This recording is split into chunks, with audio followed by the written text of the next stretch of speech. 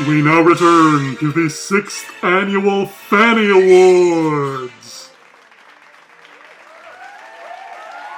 Welcome back, everybody. Welcome back. It's day 4 of the 2022 Fannie Awards, the 6th annual Fannie Awards here on my channel. And we're very excited today because, well, we should start things off with a little honesty. We've got some good news and we got some bad news. The bad news is that Tom Hanks biopic I got cast in yesterday was just canceled right now because they decided Tom Hanks was going to be played by Chris Pratt instead. So sorry, Tom, I can't play you anymore. Heartbreaking. The good news is I did manage to weasel my way into a conversation with Martin Scorsese. Hi, Marty. And it turns out I am going to be playing Martin in the upcoming biopic on his life. And I'm already working on channeling my inner Scorsese. So much so that I am going to present the next movie as Marty himself. Here we go. All right, everybody. Wonderful to see you here. Wonderful to see you all here. It's day 4 of the Fannie Awards, and today we're going to be giving out the award for Andrew's 7th favorite movie of 2022. What's it going to be? Well, I've got an envelope right here with the name of the motion picture in it. So let's take a look together and find out what it is. I didn't make any movies this year, so clearly my name isn't going to show up in this envelope at all, but what are we going to do? All right, here we go. Andrew's 7th favorite motion picture of 2022 is, please give a round of applause for The Menu. I didn't see that picture.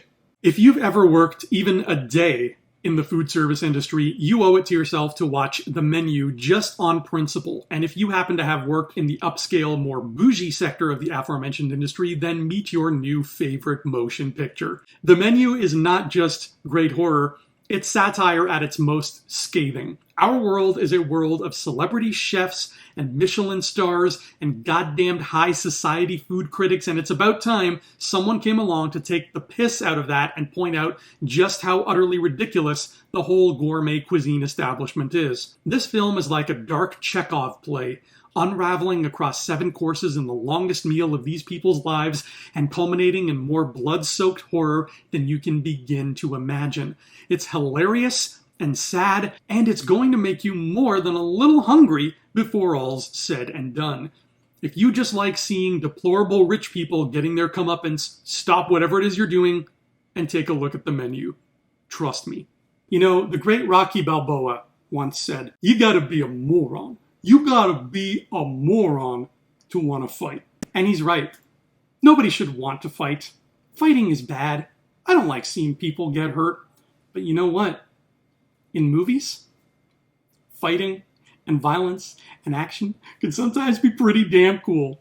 That's why we are giving this Fannie Award away, this one right here, to the movie that exemplified violence, action, and fighting in all its glory. It could be a kung fu fight, it could be a car chase, it could be a bungee jump off a skyscraper, or it could just be a good old-fashioned Donnybrook.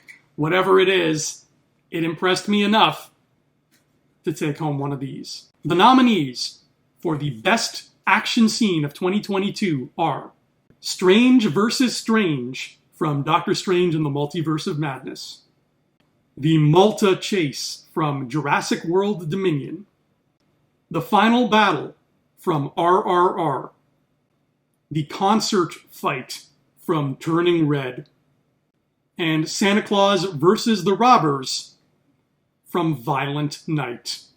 Put up your dukes. I'm just kidding. Don't put up anything, or maybe just put up your hands in a sign of appreciative applause, because the winner of the Best Action Scene 2022 goes to Santa Claus vs. the Robbers, Violent Night. It was admittedly kind of a low-key year for action scenes, but there were some gems peppered throughout. This award almost went to RRR, but I think Violent Night squeaks by simply due to the fact that it uses this fight scene to push its R rating to the absolute limit. What makes this fight so great is that it takes so many everyday innocent concepts and makes it impossible to ever regard them in the same way again. Santa Claus, candy canes, Home Alone, Bryan Adams' Something About Christmas Time, all of them take on new, hilarious forms. This also happens 3/4 the way through the movie, and by this point, you'd think that the novelty of seeing Santa Claus beat the shit out of people might be wearing off. On the contrary, Violent Night builds that tower meticulously so that this scene still manages to elicit laughs, screams, and gasps from the audience. You were right, Bryan Adams. There is something about Christmas time. Something bloody brilliant. That has been day 4 of the 2022 Fannie Awards. Tomorrow we hit the halfway point. Day 5 is coming at you. Tune in, touch dials, turn down the volume. I don't know, I'm mixing up my TV metaphors, but you know what to do. Stick around. We'll be right back with more Fannies in 24 hours.